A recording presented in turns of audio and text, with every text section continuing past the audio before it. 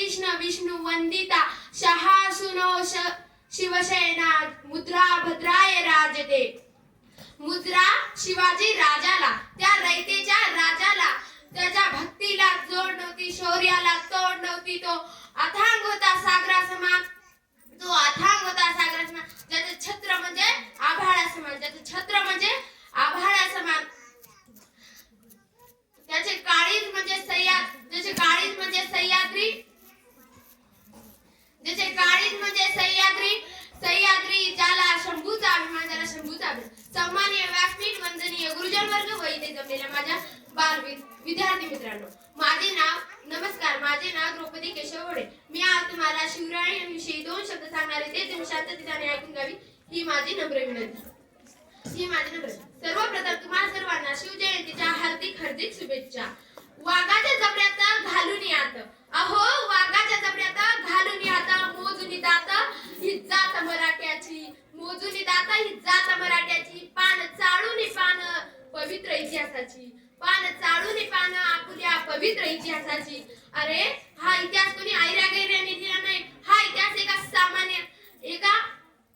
सामान्य व्यक्तीने लिहिला नाही. तो लिहिला व्यास वाल्मिकीने. त्यांच्या पवित्र हातांनी सह्याद्रीच्या खुशीत दौडणाऱ्या घोड्यांच्या टाफांनी आणि शायरांच्या डफांनी या महाराष्ट्राच्या मातीत जन्माला आलेल्या प्रत्येक जातीच्या, प्रत्येक धर्माच्या लोकांना एकत्र उभं केलं. म्हणूनच हे स्वराज्य उभं राहिलं. हे घराघरापर्यंत भावना पोहोचणारे आपले शिवाजी शहाजी भोसले यांनी घराघरापर्यंत भावना पोहोचवली स्वातंत्र्याची, स्वराज्याची.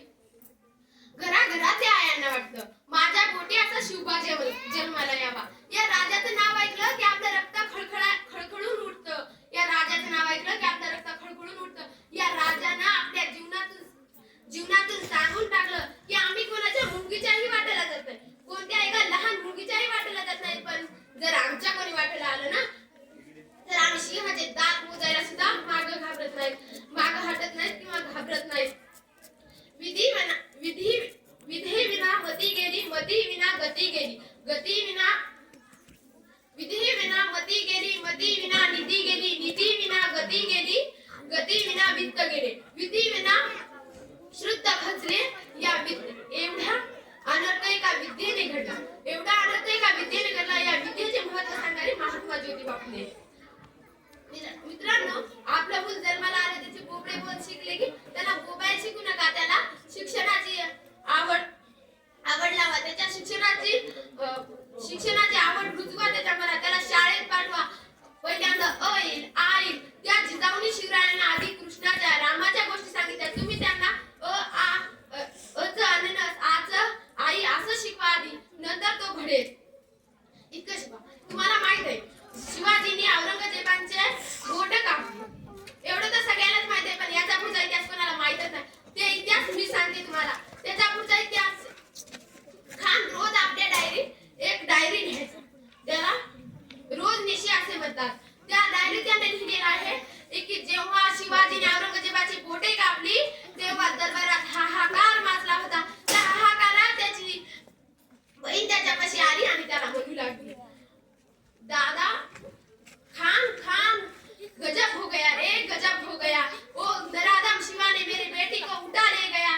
तभी खानाने एक ही सेकंद न गमावता तिला उत्तर दिलं, चिंता मत करो बहन, चिंता मत करो. ओ शिवा किसी की उंगली काट सकता है, ओ शिवा किसी की गर्दन काट सकता है, पर वो शिवा किसी की औरत व बेटी पे हाथ नहीं डाल सकता, औरत व बेटी पे हाथ नहीं डाल सकता. हे खरंच आहे, हे खरंच आहे. आपले शिवाजी महाराज होते तेवढे थोर. त्यांनी आठ पगड जातीच्या मावळ्यांना संगत घेऊन आपले हिंदवी स्वराज्य स्थापन केले. बाजीप्रभू देशपांडे, तानाजी मालुसरे, येसाजी, समताजी, जीवाजी अशा असंख्य मावळ्यांना साथीला घेऊन त्यांनी हिंदवी स्वराज्य स्थापन केले. विजयसारखी तलवार चालून गेले, विजयसारखी तलवार चालून गेले. या नितड्या छातीने सारा हिंदुस्तान हलवून गेले, या नितड्या छातीने सारा हिंदुस्तान हलवून गेले.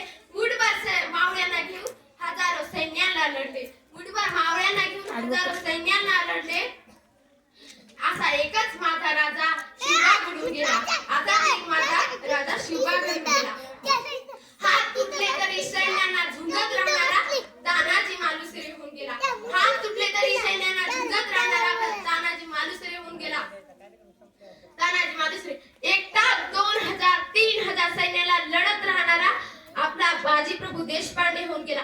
असे होते त्या काळचे मावळे आणि मित्र शिवाजी सोबतचे साथीच चांगले होते म्हणून तर हिंदवी स्वराज्य